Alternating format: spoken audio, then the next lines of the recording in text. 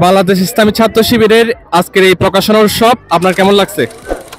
আলহামদুলিল্লাহ অনেক ভালো লাগতেছে, কারণ যারা বই পোকা আছে মানে বই পড়ুয়া আছে তাদের জন্য এই স্থানটি বিশেষ করে আঙ্গুরের মানুষের জন্য খুবই পরিচিত। কারণ সারা বছর তো বই কোথা থেকে সংগ্রহ করবে সেটা মানুষ বুঝতে পারে না, কিন্তু এইখানে এসে বিভিন্ন বইয়ের সাথে দেখা হয়, বিভিন্ন মানুষের সাথে দেখা হয়। এখানে যারা বই আছে তাদের মিলন কেন্দ্র, মানে বই পড়াদের বই প্রেমীদের এটা মিলন কেন্দ্র। যে আপনারা হচ্ছে এরকম প্রকাশনা উৎসব আরো চান কিনা? হ্যাঁ, ইনশাআল্লাহ এটা সামনে আরো এগোবে এবং আরো বৃহৎ আকারে হবে। আসসালামু আলাইকুম। বাংলাদেশ ইসলামী ছাত্র শিবির কর্তৃক রাঙ্গুনি আদর্শ বহুমুখী পাইলট উচ্চ বিদ্যালয় মাঠ প্রাঙ্গণে আজকের এই অনুষ্ঠানের মধ্যে বিভিন্ন বই স্টল করেছে, বিভিন্ন প্রতিযোগিতার মাধ্যমে বিভিন্ন পুরস্কার দিচ্ছে, বিভিন্ন বই দিচ্ছে স্টুডেন্টদেরকে। যেমন আমি রোল 3 হয়েছে উপলক্ষে আমাকে এগুলো দিচ্ছে, তাই আমি এর থেকে আমি আরো উৎসাহিত হয়েছি, আমাকে এগুলো দ্বারা অনুপ্রাণিত জানাচ্ছে।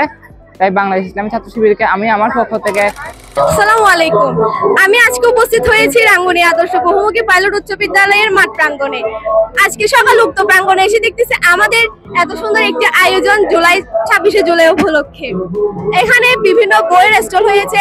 আমার রোল 1 উপলক্ষে আমাকে একটি ক্রেজ এবং 2টি বই উপহার দিয়েছে। ভাইয়াদেরকে অসংখ্য ধন্যবাদ। মানে তাদের এত আন্তরিক মন দেখে আমার খুব ভালো লাগতেছে।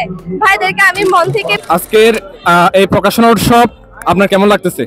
হ্যাঁ, আমার অনেক ভালো লাগছে। আমি সকাল থেকে এখানে আসছি, এখন অনেক ধরনের বই বিক্রি হচ্ছে। হ্যাঁ জি, আর এখানে প্রকাশনা উৎসবটা কাদের হচ্ছে আপনি কি জানেন? হ্যাঁ, বাংলাদেশ ইসলামী ছাত্র শিবিরের। যে আপনি প্রকাশনা উৎসবে এসে কি কি দেখতে পেলেন? হ্যাঁ, এখানে ব্লাড গ্রুপ নির্ণয় করা হচ্ছে, আর এখানে বই বিক্রি করা হচ্ছে, আর এখানে যারা মানে রোল মানে ক্লাসের টপার ওদেরকে পুরস্কার বিতরণ করা হচ্ছে। যে আপনি কি কোনো বই কি এখান থেকে কিনেছেন? আমি একটা কিনেছি। ও না, আমরা এখানে দেখতে পাচ্ছি এখানে কিছু প্রতিযোগিতা হয়েছে, আপনি কি ওখানে অ্যাটেন্ড করছেন কিনা?